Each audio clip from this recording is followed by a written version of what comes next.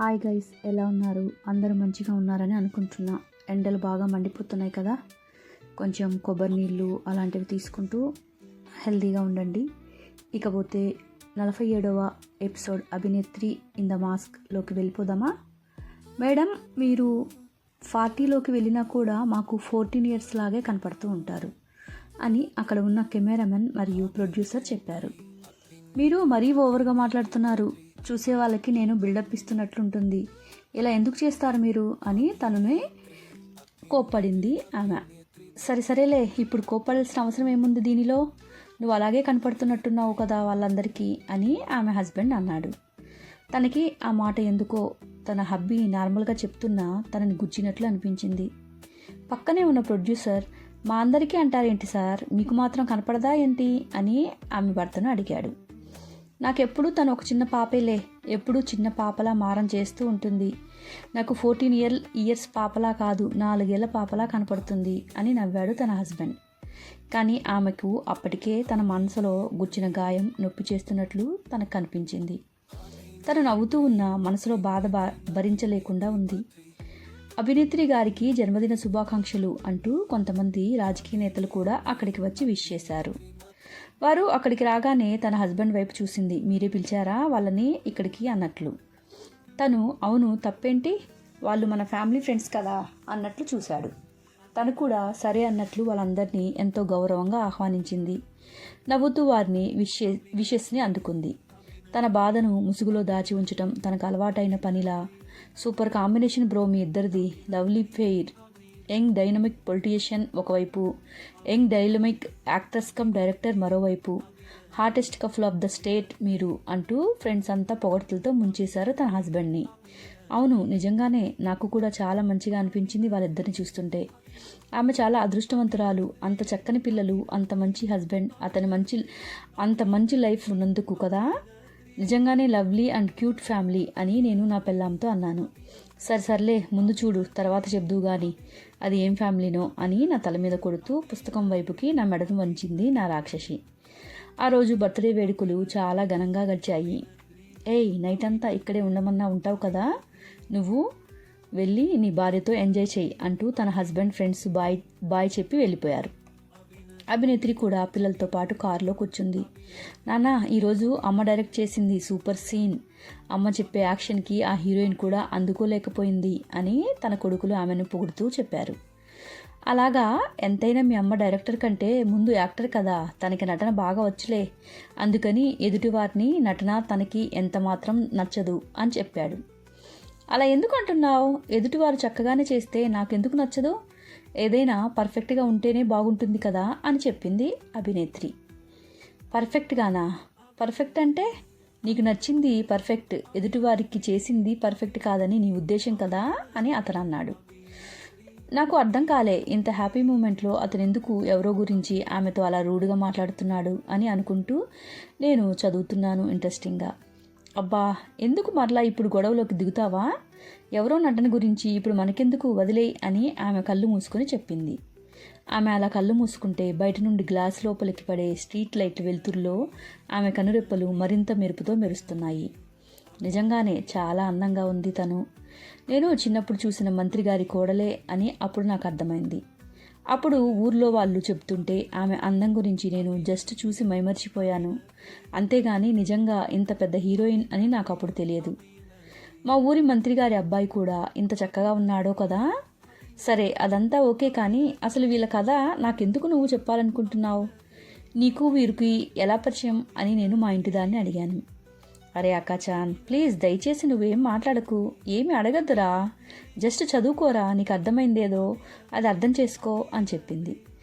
సర్లే బాయ్, చదవక చస్తానా అంటూ ఏదో కొంచెం బాగానే ఉంది, చూద్దాం ఏం జరుగుతుందో అని నేను మరలా చదవటం మొదలుపెట్టాను. ఆమె అలా కళ్ళు మూసుకుంటే మంత్రిగారి అబ్బాయి వదిలేయటం ఎందుకు? ఎదుటి అమ్మాయి ఎంత బాగా చేసినా నీకు ఎప్పటికీ నచ్చదు కదా.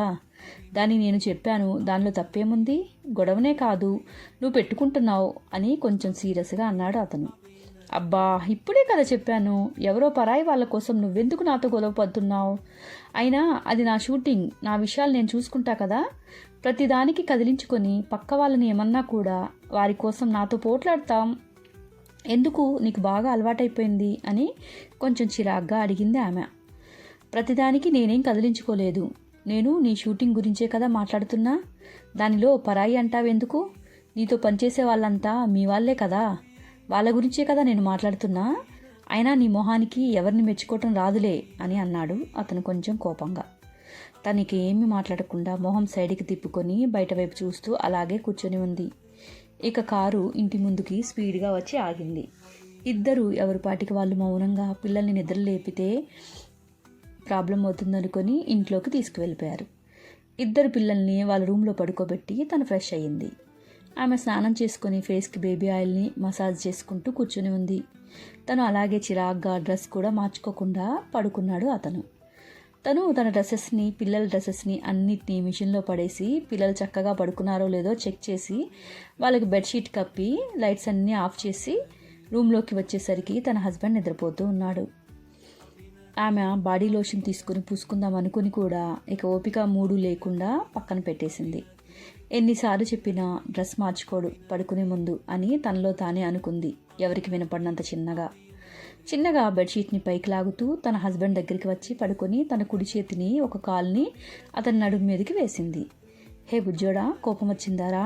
ఊరికినే బయట వాళ్ళ గురించి మనమిద్దరం ఎందుకు ఎప్పుడు పోట్లాడుకోవటం అంటూ చిన్నగా తన మీదకి వాలి అతని చెవిలో చెప్పింది.